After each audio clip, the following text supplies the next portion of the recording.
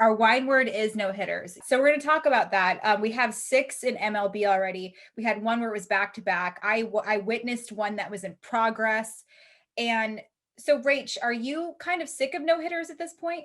I think it's definitely losing its novelty in a sense. It's not losing its novelty in my opinion. Yeah. Just because I can still respect how impressive it is, but the more and more we see it, I feel like people are getting desensitized to kind of the magnitude of it. But I think it's just going to take a little bit of time for hitters to adjust because MLB made changes, with the seams of the ball, and it's moving more than I think they anticipated. Yeah, and it was actually, I've been talking to a lot of the hitters from it, and spin rate is something that they keep bringing up. But Jed Lowry gave me this really interesting conversation because Jed's been in the league for 14 years now, and he said, and the guy can hit, right? He gets on base. That's not a problem when he actually is playing and he's healthy. He said across all of those seasons, Rach, this season is the hardest he's ever had, like that hitting has ever been, and he's still doing really well. Right. So I think the one thing that's important to point out, though, is the fact that while I know MLB has been talking about, whether pitchers are using foreign substances and spin rate, I think the reason that we see, so, everyone knows MLB deadened the balls a bit so that we're not seeing the ridiculous amount of home runs. Right. But I guess from talking to some of the pitchers, they said that they moved the seams, I think, up a bit. So the ball is moving differently. And so because of that, I think what's happening is like they're getting more movement in some of the balls, like the breaking balls. And so they're just more difficult to hit.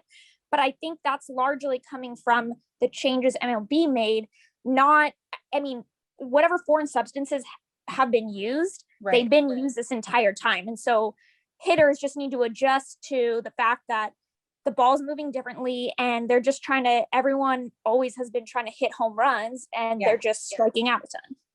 And so I guess, and that makes sense because I've noticed actually this season, just from the pitchers I have been covering, they're introducing a lot of secondary pitches or extensions of secondary pitches where, those pitches where they can't quite call them a curve or a cutter, or they have that flutter. Oh God, I hate that. It's so gross. Like grow up. Boys are gross. But also like I kind of love it at the same time. So that's kind of interesting to think about as well. We know, they deadened the ball. And so here's the thing though, too. Do you think chicks dig the long ball now more or pitching? Because I feel like that's kind of cool that they're wanting to highlight pitchers a little bit more because, the saying goes, chicks do dig the long ball. We do love home runs, but why can't we sex up pitching a little bit more and not just leave it all to Trevor to do that? or Glass now. He's like the infamous, sexy pitcher. See, I don't think of. You don't see it. Well, that's fine. Pretty for me. Yeah, he's just got the flow and it's got it going on. But gorgeous face. I think. Look, I'm not that. I don't think that if they're trying to make baseball really cool again, I don't necessarily think it's hit 1 million home runs or like have all these no hitters and just have, pitchers dominate. I think you need to have a bit of both. I think you need to also have action in the game. I think if every team is using the shift, then hitters need to start making adjustments and learn to hit into the gap or whatever it is. But the whole trying to make tweaks to whether it's the mound or the ball to make the game more exciting, to me, you're completely missing the target. Missing the point, I totally agree. Making those little changes, I feel like that's doing the opposite of what the intentions are. So you're messing with the game and you're actually going to piss off more people, which will make it less fun and less, it's funny too, because I was talking to some pitchers about just all the different changes, and we were talking about movement or talking about moving the mound back. And I was like, do you think that's going to help? Because I feel like the narrative has kind of been, it's going to make it a little bit more difficult for pitchers, right? And a little bit easier for hitters. The pitchers I've talked to disagree, and they think it's going to give pitchers a big advantage just because of how hitters are so used to hitting from a certain distance, and the break at, towards the end of the pitch, the break gets like exponentially greater towards the end because the ball's slowing down, right? Yeah. And I just like, so it's just going to make it difficult. Yeah. Yeah. And when you take a step back, it just gets me so mad because like basketball's not doing this. NFL's not doing this. Like, right. It's just like, what are you doing? It's just it's such a weird dynamic and everything like that. Although I am kind of getting more and more pro robot umps. And you know what, Rach? I have a conspiracy theory. What is it? I know umpires are always bad, but I think they're extra bad to make this season, to make the transition to robot umps a little bit easier. So that way fans are like, well, I mean, this is probably a good idea because why? I feel like umps don't want it. Do they want it? No, but I think the league does. I think the league wants robot umps. So a lot of these, I think there's some situations going on where they're kind of effing up on purpose, but robot umps also, replay. Yeah. So like, I feel like those kinds of scenarios too. I mean, there are some pitches that have been kind of bad, but yeah. So I think that's part of it. And so they're thinking like, oh, well, if we get robot umps or whatever, I think it'll be that transition will be easier and fans will be like, well, this is probably a good idea because it's been so bad these last couple of seasons type of a deal. And that way it'll be kind of a seamless transition. Does that make sense? Yeah. I mean, it's quite the conspiracy theory, but oh, come on, Illuminati, chill. I'm all for, hey, I didn't say I'm all for conspiracy theories. Breaking news. This important PSA is brought to you by manscaped.com. This is your pubic service announcement. That's right. And the news you've all been waiting for. The Manscaped engineering team has confirmed that they have successfully created the Lawnmower 4.0 trimmer, which is available for purchase in the US and Canada. Y'all, this is very sleek and it's actually like sexy. I feel like it makes shaving your balls sexy. I didn't know that was possible, but apparently it is. You're going to join over 2 million men worldwide who trust Manscaped with this exclusive offer for you via us at Cork'd Up. 20% off and free worldwide shipping with the code CORKED at manscaped.com. The Lawnmower 4.0 gives you ability to turn on the 4000K LED spotlight on and off when needed for more precise shave. Didn't even mention to y'all, there's actually wireless charging. It's waterproof. The charging system uses electromagnetic wireless charging. What?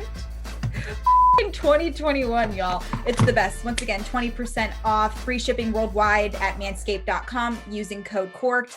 No person wants to end up with pubes in her mouth or his mouth, and his balls will thank you. I can promise you that. Make sure that daddy's all cleaned up down there because mama's going to be happy. Everybody in your life is going to be happy. Thank you. Did you see, I think today an umpire removed the hat of, I think was it one of the Cardinals pitchers? Yeah. For foreign substance.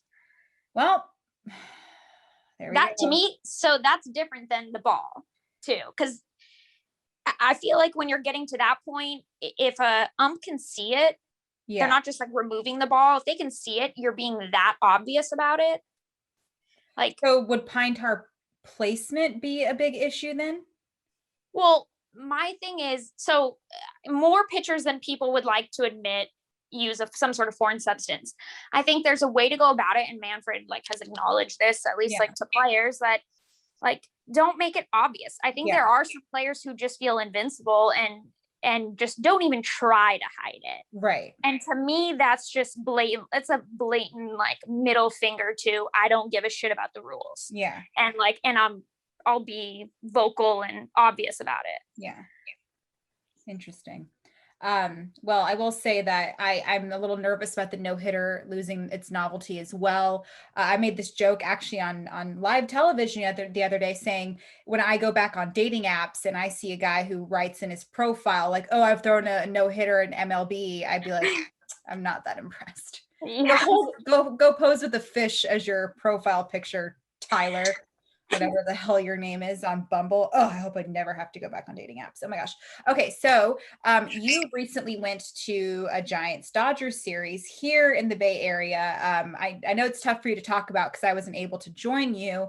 But how was that? Because I feel like you were probably feeling a lot of emotions, obviously, of your client there. You kind of had obviously this new affinity for the Dodgers, but I mean, I love Oracle Park. It's my favorite park in the game. What were those feelings like? I mean, it's my favorite park too. I was sad you were not there with me. I was looking forward to that. So find the next series in the Bay that we're going to go to, and we will go together. But it was very fun to be back. It was exciting hearing the like BLA chant, and I just naturally wanted to like join in the second I heard it. And I'm sitting in between like Bauer's parents at that time. Yeah. And you know, he's on the mound as well. So I was like, oh, I can't be really saying that. But I mean, look, it's cool. I love that rivalry as much as like my heart will always be, you know, with the Giants, just because I grew up with them. I love that rivalry. I love seeing it back. I love the fact that everyone, I think going into the season, expected the Giants to be just, you know, just not competitive and no threat at all. But you know, I mean, for the entire season, basically so far, they've been leading the division. And it was just cool to kind of see that no matter what happens with the Padres, and the Padres are great and everything, like the SF-LA rivalry will not die, really. Yeah. And that was fun. Yeah, I agree. Were you wearing Dodgers gear? I have I have now a fair amount of Dodgers and Giants. Foco. Yeah. Foco. Shout out to Foco. They really hook it up. But and you know what? I hate that I'm an A's reporter. They sent me like 3 things. Because they probably don't have. Yeah, they have nothing. And Melanie and is an Orioles reporter or Orioles play-by-play. She doesn't get a lot of stuff from them either because nobody gives a fuck about us. Yeah, you gotta go to one. I mean, look, when Bauer was with the Indians and the Reds, it wasn't much better in that department. He sent me a bunch of Giant stuff though, which was kind of funny. Well, that's because I told them it was my like hometown team. So I got that. But I did wear neutral colors because I couldn't I can't go to a game with my client on the mound repping the other team. And I also it feels too weird. I feel so uncomfortable wearing Dodger stuff in Oracle Park. Right. But so I went neutral. However, I was given a jersey that says Rachel on it, and it is a Dodger jersey. It's Bauer's jersey actually, but like a child size jersey. Well, naturally. And I'm going with my entire family. So we grew up like Giants, or my parents raised my brothers and I in the Bay Area. That was our team. We're going tomorrow to the Giants game in LA, my entire family, and I might wear my Rachel jersey there. I like that. And it's, what's weird is I can't remember the last time I wore like team gear. Stuff. Yeah. Even when I was going as a fan. I never did either. And then this is probably like the first year, just because I've gotten so much of the Dodger stuff, and probably because of being on social media, and a lot of the fan bases have especially like the Dodger fan base has very much embraced, like the Rachel thing. So I've rocked it a little bit, and, people send me stuff and I love it, but I've never been cause I don't root for people. Forget that. I don't root for a team. I root for players, individuals. Yeah. I'm the same. Right. So it's a weird thing wearing, I'll be wearing a Dodger hat or something that from one of the lids deals that Trevor did. And I'll walk through the airport and people will say shit to me about, fuck the Dodgers, whatever. I'm like, I'm not even a Dodger fan. Yeah. Stop. And I get that too. I sent the other day, actually, not too long ago, because Bellinger's people sent me a Bellinger. Yeah. We FaceTime once. You're like, I like your jersey. And it was funny because I wore it the next day to Zoom availability, not thinking, literally not thinking. Well, and I'm wearing this Dodgers uniform or jersey as Bob Melvin's talking to me. I was like, I'm probably not going to get called on.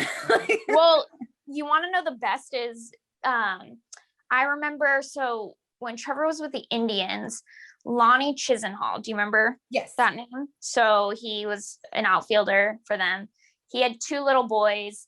They were probably at the time, I don't know, 3 and 5 or something. And they used to run around, the family room after the game, and they'd play fake or, little like baseball games in the like family area. Mm-hmm. And they would always have on jerseys of the other team and like the pictures of the other team that they were playing. Interesting. And I remember talking to Trevor about it. He's like, oh yeah. He goes, I asked them one time, I was like, guys, like, why wouldn't you wear the jersey, like your dad's jersey? And not to mention, like, it has your own last name on the back. Yeah. And they just looked at him like very like, you know, excuse me, like, and they were like, we don't play for the Indians. Our dad does. Love that. I know, right? I thought it was adorable. God. Kids are the best. They really are. They're, you know, I love like players' kids, because a lot of times they don't even appreciate like who their dads are. Yeah. That's funny. We don't play on the Indians, or our dads. I don't play on the Indians. Our dad does. Nice try.